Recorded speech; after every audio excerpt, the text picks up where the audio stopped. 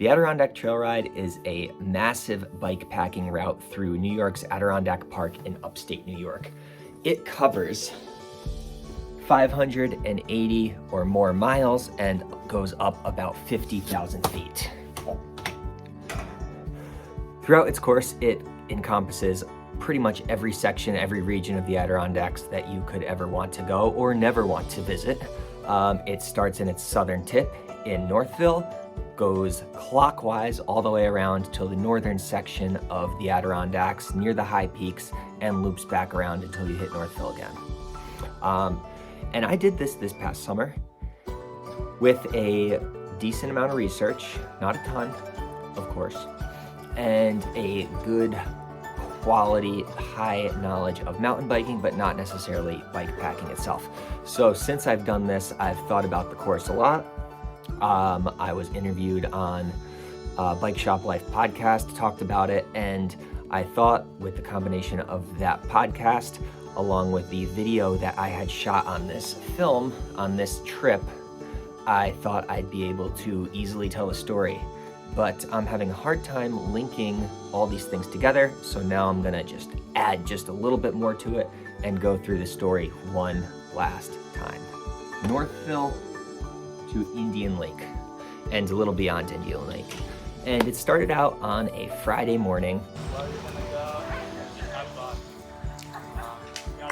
where about 20 of us all rode out of the center of Northville from the Northville Waterfront Park, covered in masks, covering our faces, and rode downtown, across the bridge, and eventually into the woods. Starting off the Adirondack Trail Ride!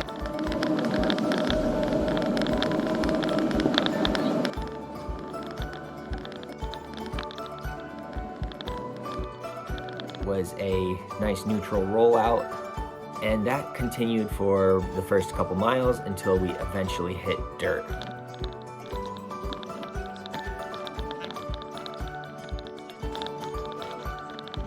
Now, as you're listening to me talk about this ride, this race, remember that I did this quite a few months ago. I have no intention of this being a all-out, like all-encompassing informational video on this race. If you want to do this race or this ride, do your own research, check it out for yourself, because I'm probably going to get stuff mixed up and I'm going to forget a lot since this was a few months ago now.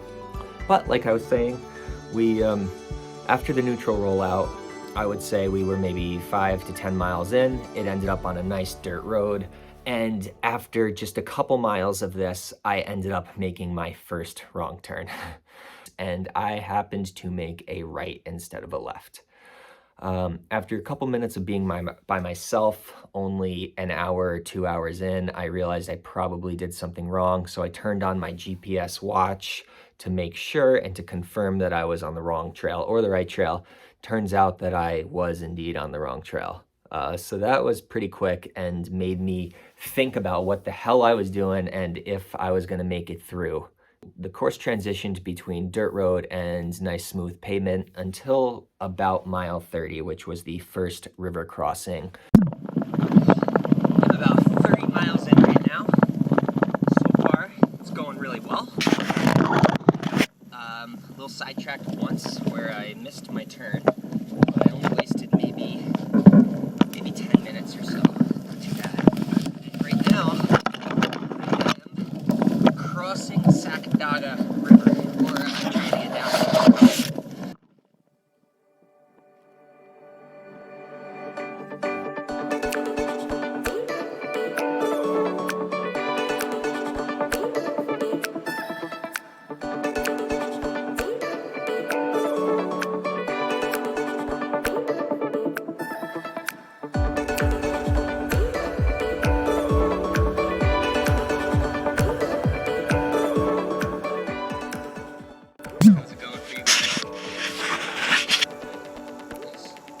After crossing, you shortly climb up the mountain and end up on some hiking trail. And it's like kind of this rocky, rooty, double wide, double track type hiking trail that I kind of grew up riding, so I was pretty used to it, but I was on obviously my fully loaded bike, so it was a little bit slower, but it was a good time because it was the first time really like feeling like I was off-road.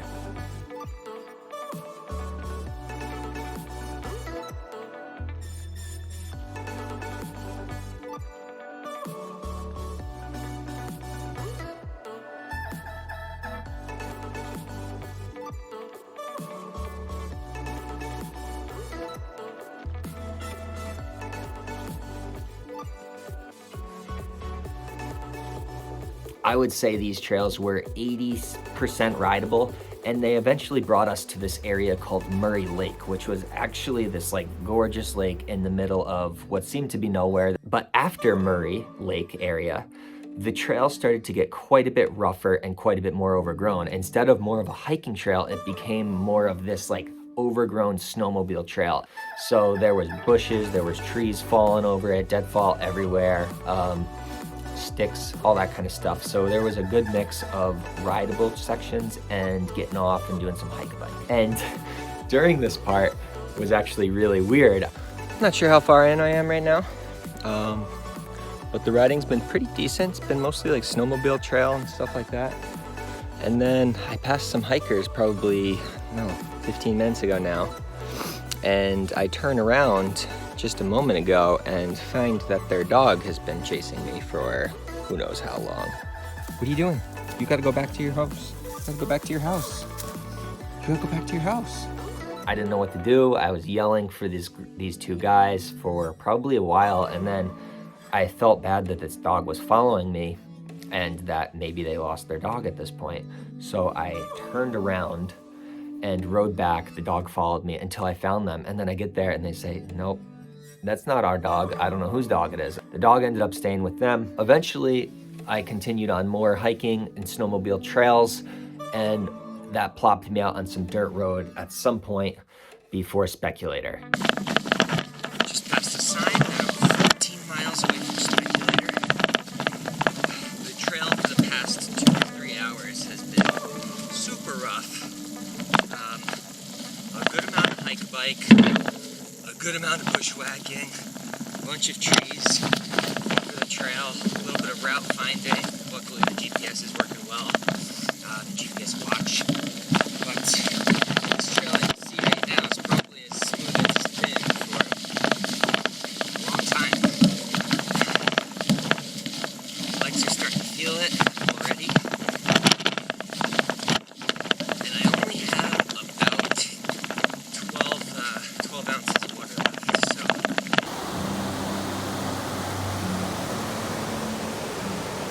I made it to Speculator, which is mile 70 and the first real town, the first town of the ride after Northville. And it took me like 9.5 or so hours. When I got there, I ended up seeing one other guy who was in the race. I hung out with him for a few minutes. I got a bunch of food at the grocery store. And in talking to him, I found out that the lead pack actually left Speculator about 15 minutes before I got there. So I knew I wasn't that far behind. After Speculator, I decided that I was gonna head on off and shoot for Inlet and see what happens. I'd shoot for Inlet. Prior to Inlet was another town called Indian Lake. I figured there would be something open there. I knew there was a Stewart's. Maybe there would be some other services open when I got there, but I had no idea what to expect. So once I left Speculator, I was on dirt road, which soon after changed to this super fun trail, and at this point it was starting to become dark. This trail actually ended up going through like a swampy section and linked up to more snowmobile trails, which became more and more and more overgrown, which is kind of a theme to this backcountry bikepacking race in the Adirondacks, is a lot of overgrown snowmobile trails. But after I got through those snowmobile trails, it once again got to this like quick dirt road. Okay, Blair Witch style right now. It is 8:32 p.m. I am on my way to Indian Lake. I should be pretty close right now. I've been on a dirt road in this pretty amazing spot for the past 10 miles or so. And right now these stars are just crazy nice. I haven't seen them like this in a really long time. I think I just saw a shooting star actually. But the sky is just so clear tonight. But need to get to Indian Lake, get some quick dinner, and then probably go over to Inlet and figure out how I'm gonna tackle the night.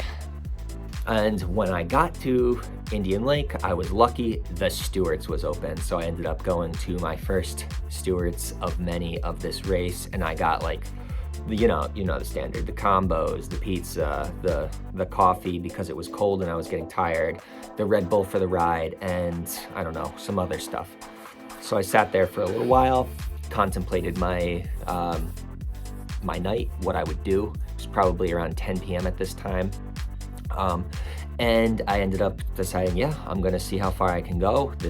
I'm racing this thing, and it's about moving and seeing what you can do in a day and seeing what you can do, how far you can go without sleeping, without resting, and just going for it.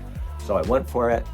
Leaving Indian Lake was some pavement and then some new super nice winding gravel road, dirt road for a while. And this eventually ended up bringing me into the Moose River Plains, which is a very nice area, which was, I think it's the lowest point of the race. And in my opinion, it was the absolute smoothest of all of the dirt and gravel roads. So I ended up eventually pulling off in an empty camp spot. It is 1:10 a.m., night one. I'm on my way to Inlet right now. Probably a little more than halfway there in the Moose River Plains. And it is around 39, 40 degrees, and I can't find my fleece gloves. So I've decided that since I can barely feel my fingers, I'm just gonna set up camp for about 3 hours, 2 hours, 3 hours, we'll figure it out. And hopefully find those gloves and then get a move on to get to Inlet by sometime around 6 or 6:30. I got into my bivvy and just fell asleep. I figured I could wake up early. Ideally, I'd wake up like as the sun was rising. I wouldn't need my lights. And from Moose River Plains, I ended up in Inlet. I had to ride, I would say, another half hour to 45 minutes before I ended up in Inlet. So I was pretty close to where I wanted to be the night before. Once there, I ended up just stopping at the first gas station I saw, got some food, got some water, did all that stuff. And it was freezing, so I was kind of just taking my time before continuing to move on. Good morning. It is 7:30, so I've almost officially been riding for 24 hours. Just got a sandwich at the gas station in Inlet. And currently on the Toby Trail, the Tobster, between Inlet and Old Forge on my latest way to Star Lake, which is probably another 70 miles. So it's a pretty long section. But the past quite a few miles have been really nice on this trail, and prior to this in the Moose River Plains, all super nice, smooth gravel road, which was a good break. My left knee is starting to hurt a little bit. So I'm hoping I can just do pedal in a lower gear to try to alleviate that for a little while. But all is good. I was in this area for a while, and I honestly don't know how long. It was hours of riding, and it was cool. I'd pass plenty of areas that were like Adirondack camps, but I saw pretty much nobody.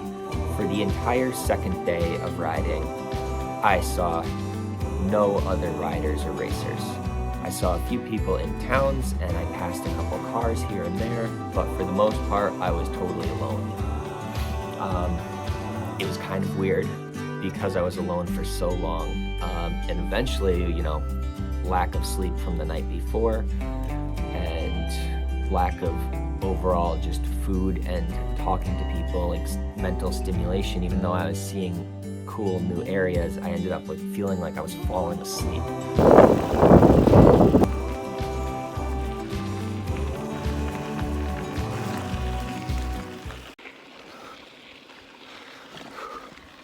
Been going uphill for a while, and I just realized that I think I almost fell asleep pedaling up.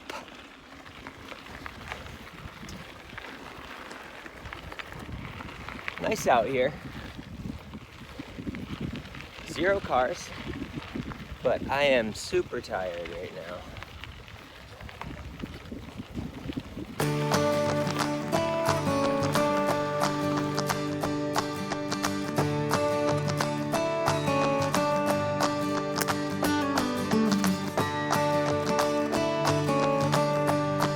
and then somewhere around dinner time is where I ended up in Star Lake, and at another gas station, of course. I'm on my way out of Star Lake right now. The only thing open there was the gas station. Got a foot-long sub, one of those double shot of espressos, couple snacks for the ride, loaded up on water. I was looking at my cheat sheet, and it looks like I've got somewhere between 60 and 80 miles to get to the next market, which is going to be closed whenever I get there, or it's like 160 or so miles to Wilmington. So I have enough food to go as long as I can go, and then I have a good amount of water. I'll probably have to filter, but I'm just gonna see what happens here. If I can make it past that market tonight, I will. If I need to stop beforehand, then maybe I'd use it in the morning. It's already 5:30, so it's gonna start getting dark in an hour and a half too. Gonna be a tough one.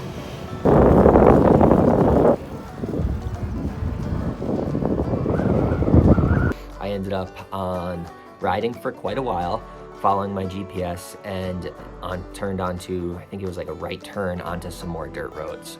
And at this section of dirt road, it eventually brought me to the Moore Trail, which I had heard about beforehand. I'd heard this is like the spot you're going to hike.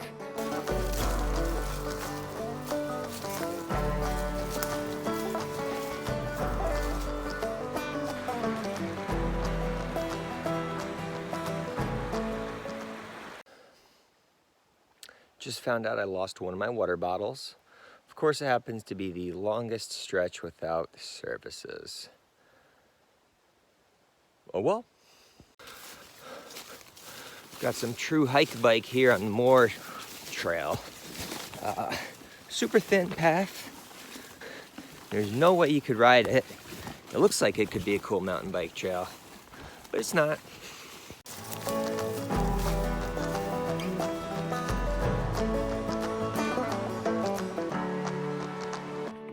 I made it through this area, and the last section I could even ride, and it was some super fun riding for the last couple miles. It eventually leads to this town called Wanakina, which is this like cool little town. It seems like there's nothing else there, but there's this like post office, a general store, and one or two other things all along the same little river with a little gazebo out front. It seemed like a really cool little Adirondack town. And there happened to be one of the guys that was running the general store was this pretty cool guy. He was super into the race, which was neat. He was actually tracking it on his computer inside the store. He knew exactly who I was, and he was waiting for other riders to come through. He knew some of their names from previous years. After leaving Wanakina, you ride some road until you pass the SUNY Ranger School, the ESF Ranger School. You end up on the Peavine Trail, which I had heard is a pretty cool section of this race, and it turns out that it is a very cool section of this race. But one of the things that seems to be just happened to me every single time I hit a cool section of this race, it was generally night. So I rode this awesome section of trail. Most of it is rideable, and it's really cool. It's technical. It's real mountain biking.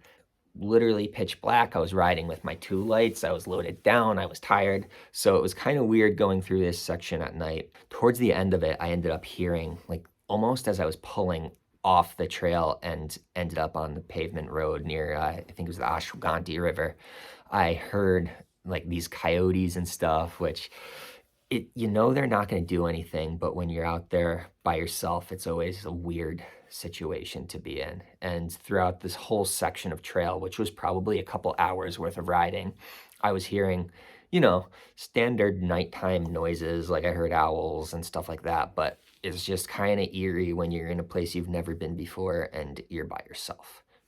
I just got done with a super cool section of single track, probably the best actual mountain biking style trail I've seen so far. It was actually kind of fun to do it all by light, although a little tricky. And it was this section from the park ranger school over to this river that I'm at. I think it's called the Ashwaubenon. And most of it was on the Cranberry Lake 50 trail. Pretty cool stuff. After getting off trail, I checked my GPS again, trying to, clear my mind of all the coyotes and all that other stuff. Threw my lights on, put them on bright. I put my reflective vest on because I didn't know how long I'd be riding on the road. By this point, it was getting pretty late at night. It's been dark for a couple hours now, and I had no idea where I was going next.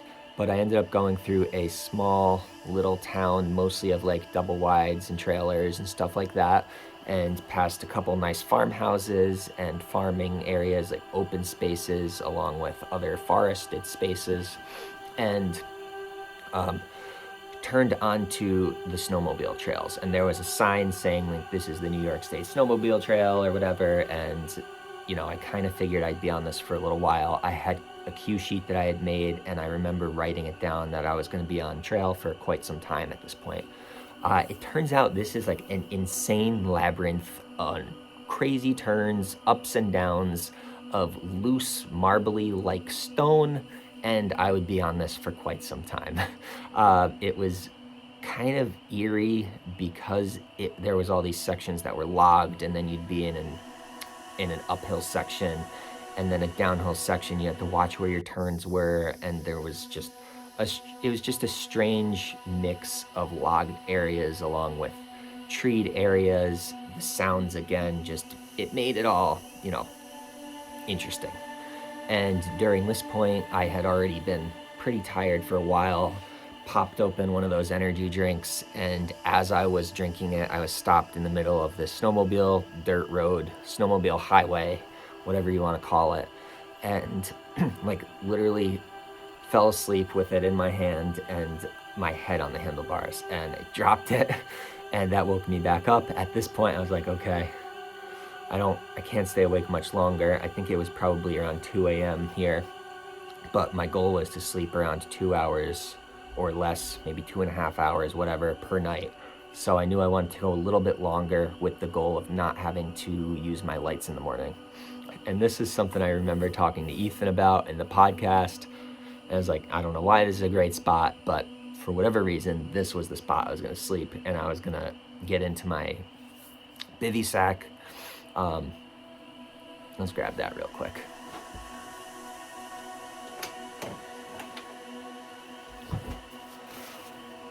This is what I slept in every single night of the race.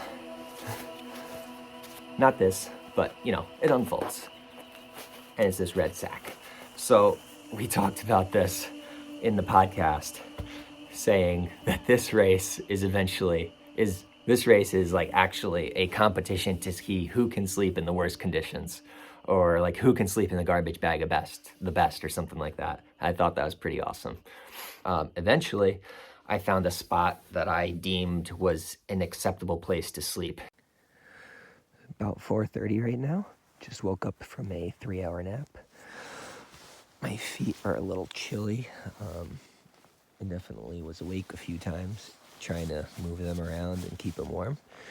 But at this point, I might as well just get moving because they're not getting any warmer. Try to get to the next town by the time stuff opens.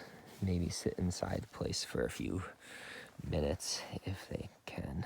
We shall see. So day 3, I was past Star Lake, and I ended up passing Wilmington.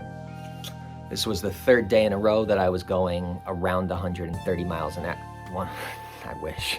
Around 130 miles in the entire day. So I ended up getting up early, put my lights on like I didn't want to do after packing my bags up, getting the bike ready to go.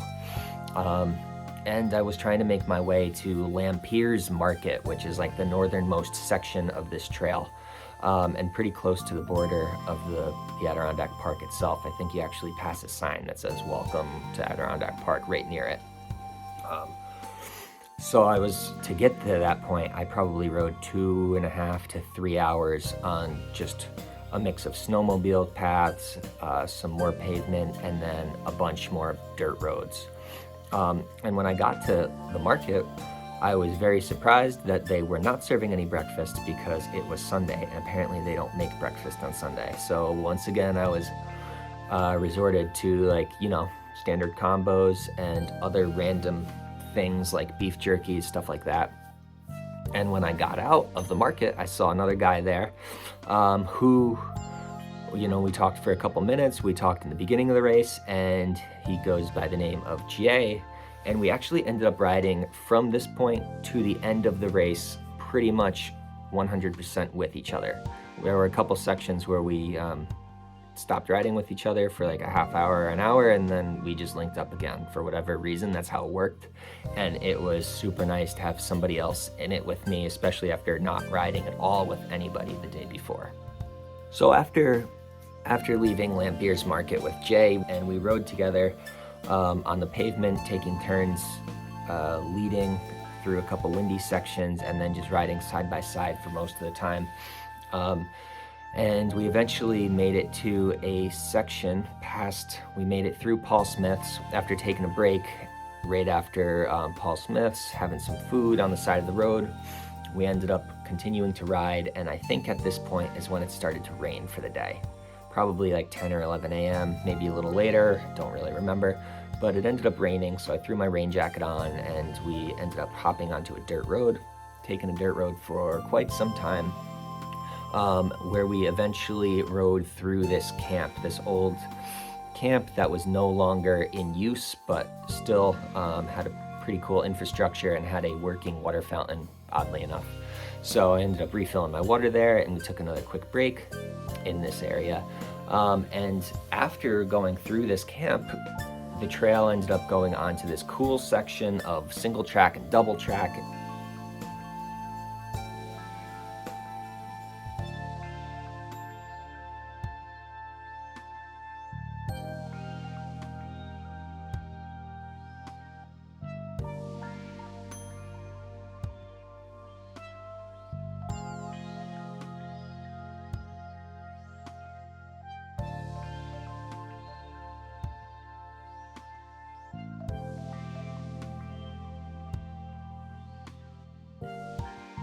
And eventually we ended up, probably a couple hours later after riding this section, we ended up climbing some of the largest climbs up until this point. It was multiple huge paved climbs, probably like 2 hours worth of climbing total, and they just felt like they kept going and going with false summit after false summit after false summit. Luckily at this point the sun started to pop out a little bit and the rain had subsided.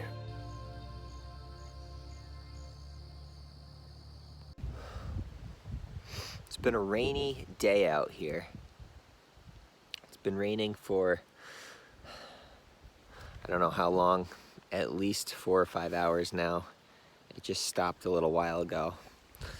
I'm wet, cold, my toes are a little bit numb, fingers are pruny, and we still have about somewhere like 15, maybe 17 miles left to Wilmington. Had some good trail though, had some okay dirt roads, had some okay roads. It hasn't been a bad day trail-wise, it's just been a long day.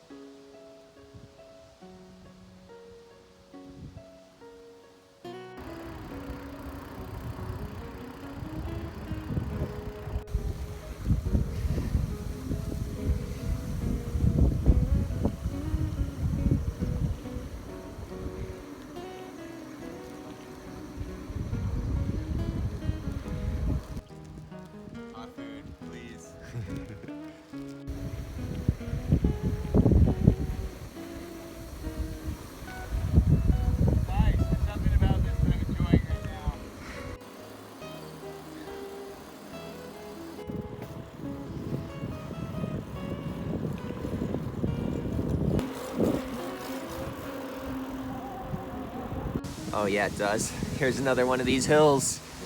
There's 2 more of these before the real one. 2 more before the real hill? Yeah. The real one at the top looks absurdly Perfect. That's what we like. Super steep to end the first part of the day. Or maybe the last part of the day. Who knows? Climbing for some time, we ended up on another sweet section of riding called the Poor Man's Downhill. It's not that, is it? Is it that? Looks like. And it is like 3 miles of downhill. But luckily, of course, nearly after getting to this section, it becomes dark. So we have to throw the lights on and we ride down this, what should be incredible downhilling where people actually go from all different places to ride this trail. We got to ride it at night.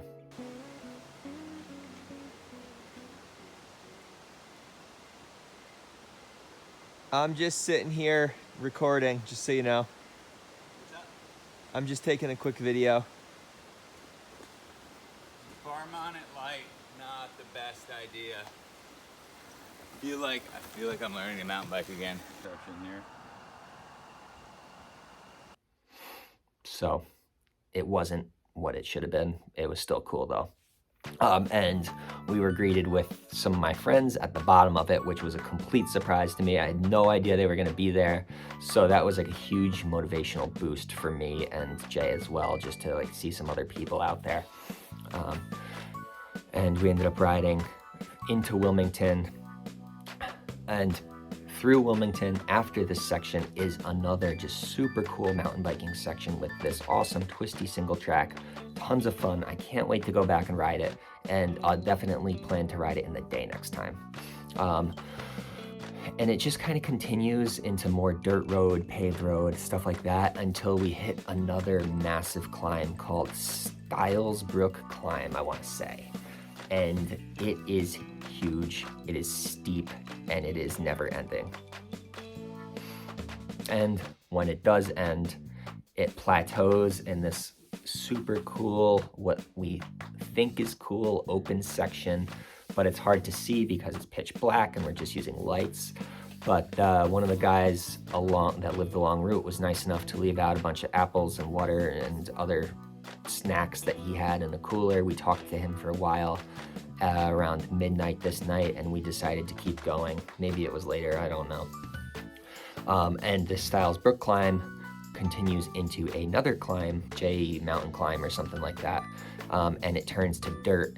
And at this point, I had like one of the weirdest things to me over the entire race. Yeah, it was really weird when I was just staring off looking at leaves, and then all of a sudden I thought I saw this, like, 2 dogs sitting on the side of the trail.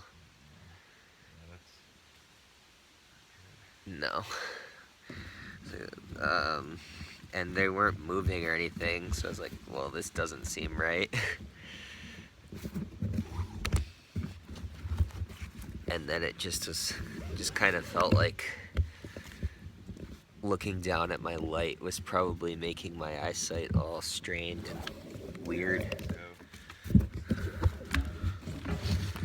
So I told this to Jay, and we rode a little bit longer, and then instead of making it to where we had hoped to make it that night, we ended up just stopping on the side of the road. And I remember, like, after falling asleep in the bivvy and waking up multiple times that night just because it was cold, I was uncomfortable, I remember waking up and being like, my legs just don't want to ride right now. They're just shaking. Yeah, my legs are just like uncontrollably shaking, and not from cold, but just knowing that they have to get up. So how else would you want to start day 4? Before Westport, and we were heading to North Creek. So yeah, when you want to start your day thinking about how your legs are going to make it because they're shaking so much because you've been riding for so long without a lot of sleep, it was kind of weird, and it was kind of a wake-up call to being, how am I going to finish this ride? The ride must go on. So eventually, after a couple minutes of packing, kind of lollygagging a little more than necessary, I don't think we were, but you know, when you're in that state of mind, things just go a little slower. We ended up riding, and after all of that climbing the night before, we were rewarded with quite a bit of nice downhill. But after going through this section, we continue on and we continue on and we continue on, and it's a couple hours into the day. We thought we would be at Westport way earlier than we were. But when we finally got there, we expected a couple different food places, and we were greeted with absolutely nothing. So although Westport is like this gorgeous little town on the side of Lake Champlain, it overlooks it. It's got this cool vista of this massive lake with mountains in the background, and you're coming out of the woods and mountains, and it's awesome.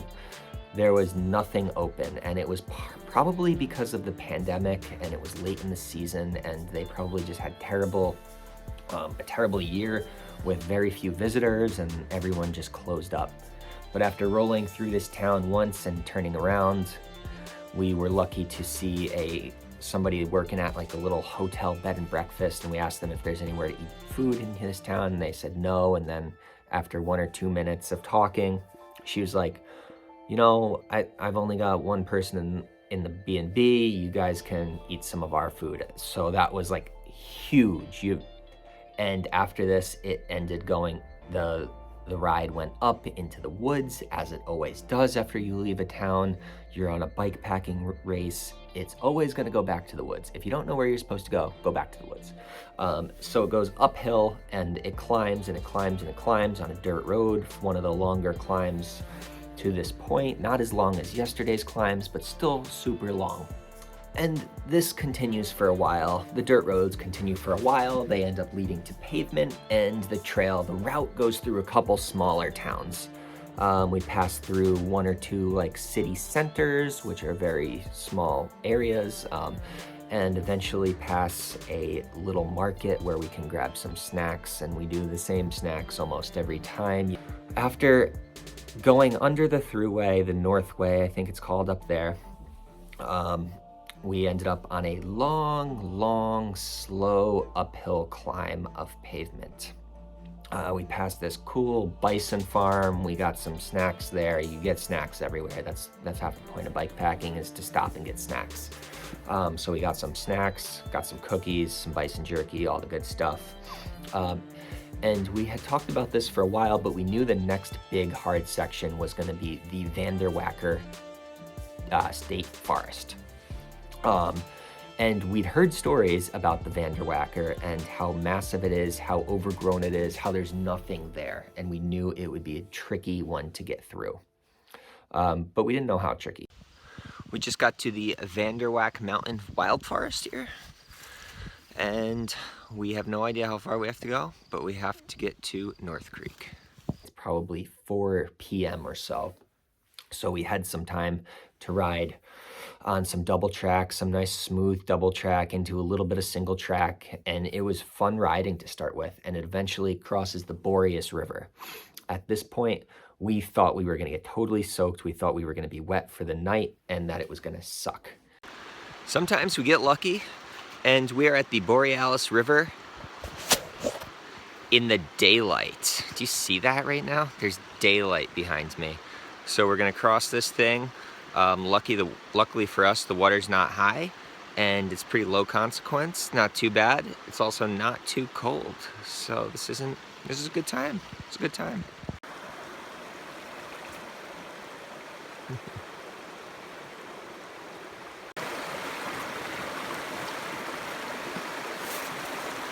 Be careful here. Like there's a little notch you get the wheel in. It just basically sucks. Pulls it down. Too far out, it's just a ram thing. I see the green algae right there. Really good. Shortly after crossing, the sun went down below the mountains and darkness came upon us. So because we didn't go through any towns, we went through Westport, but only the hotel was open. I didn't think of charging any of my stuff this day. So I had a phone that I was using as my GPS that was nearly dead, and a watch that I was using as my backup that was nearly dead. So I had used one. I had kept my watch turned off just to save as much time as possible. I was just using my phone. Eventually both died. So if I wasn't with Jay, I'm not sure what would have happened. With both of my GPSs dead and my power banks dead, I was stuck in the Vanderwacker. completely stuck in the Vanderwacker. And we started using his GPS, and eventually like the trail disappeared. Through this section, it became herd paths. It wasn't really a trail, it's more like a path a deer takes. So we were relying 100% on GPS in the dark with our lights on. And we found out we were just like passing the same section, going in circles and not making it anywhere. And I think we were both really mentally drained. I can speak for myself, being just done for the day. And we eventually, after being lost for probably about an hour, going in circles and ovals and jumping over a tree and going under fallen tree and going around the tree and crossing small rivers here and there, we decided we would just camp again. We were not going to make it to North Creek tonight, and we had no idea how many more miles we were going to have to go to get to North Creek. So we stopped, set up camp. I got into my bivy sack. It was freezing. This was the coldest night by far. It was below freezing and I was cold. I could not sleep. I slept for maybe a half hour total that night. And when we both got up, we got up. We did not want to move, but we knew that moving was the only way to stay warm and to keep, we had to finish. This was day 5. So day 5 was Vanderwacker Forest to Northville. And we woke up at the Vanderwacker freezing and frustrated. We thought we'd make it a lot farther. We thought we would be well beyond North Creek at this point, and we were way before North Creek. Who knows how many miles before North Creek. So we got up, we got packed, and we got moving. We rode with lights for I don't know how many miles, or we were on like snowmobile trail and old Jeep road and stuff like that for quite some time before we came out onto a more drivable, rideable dirt road, and eventually paved road. And after being on this paved road for a little while, riding in like my down pants and my synthetic pants and my down jacket, I was cold. I could barely feel my hands with my fleece gloves on. We came across Melissa's uncle, which is my wife's uncle, hanging out on the side of the road in his van, and he was apparently waiting for us the night before, realized that we weren't going to make it, and came out to greet us that morning and to say hi and give us some moral support and motivation. So he told us where we were in relation to North Creek, and we hung out with him at the Stewart's for quite some time after that, talking about the race and drinking coffee, warming up, and eating food. We continued our ride, and our next little objective was to get up to Crane Mountain, which is a mountain people hike in the Adirondacks, and that was kind of the next goal of the day. Being that there weren't too many additional goals besides just finishing this race.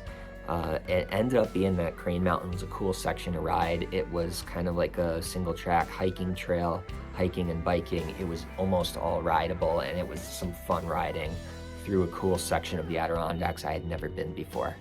And it was a tough day. I remember just being very tired throughout most of this day, eating a ton, stopping a good amount, and just trying to enjoy the ride as much as possible, but also just being very tired from the previous days of riding about 500 miles at this point.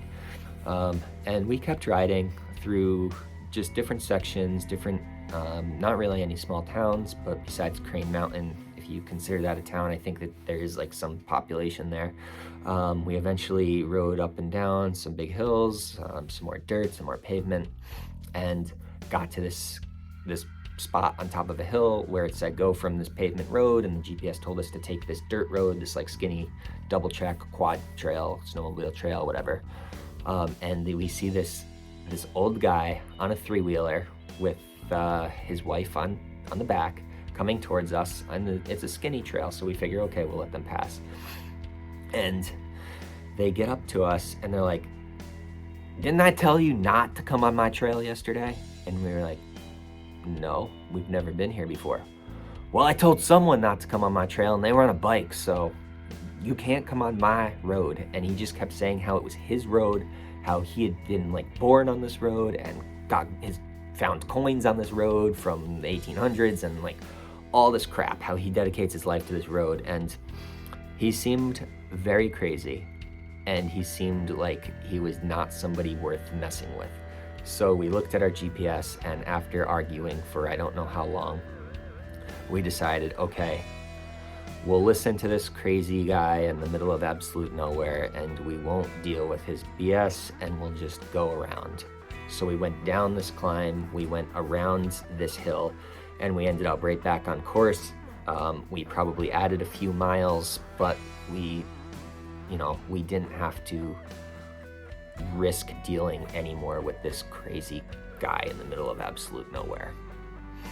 But we were not happy about it. It was annoying. We were pissed off that we had to go off course for a couple miles. Like, obviously, you're given a course, you have to take the course. Eventually, we end up on more your standard Adirondack snowmobile trails, and these were just like super overgrown, trees, deadfall everywhere. We were off our bike more than we were on our bike for miles. And then it was like this boggy section of trail with moss-covered rocks and mud, and down trees and down logs. So it was a lot of hard riding and hard hiking with a bike. But we were just so set on finishing at this point that we knew we had to get through it. We were gonna do whatever the hell we had to do to get there. We eventually got there. We ended up crossing the finish line and getting back into Northville and finishing at the Waterside Park. It took us 4 days, 11 hours, and 8 minutes, I want to say. In 8 minutes. 4 days, 11 hours, and 8 minutes. We crossed the finish line. We were greeted with 2 of Jay's friends, which was pretty cool. They had pizza and beers waiting for us, and it was awesome. It was a huge accomplishment for myself, and I think for everybody that raced it. It's a big deal to be able to finish something like this. It's a big bikepacking race. It was my first bikepacking race, so I was very happy to do one in the Adirondacks where I grew up going, and have always wanted to see more of. So to anyone that's looking to do a bikepacking race on the East Coast, I would definitely recommend the Adirondack Trail Ride. It's not going to be easy. There aren't the most views, but it is a very rewarding ride with a lot of cool sections, some very technical riding, some fun mountain biking, lots paved, lots of gravel, some paved. It's a good mix, and you should definitely check it out. Ask me if you have any questions, let me know. I tried to make this as good as I could. So that's it. That was my Adirondack Trail Ride experience. 580 something miles of riding in 4 days, 11 hours, 8 minutes, about 50,000 feet of uphill. And since months of doing this, I still have a vibrating pinky. Everything else is good though.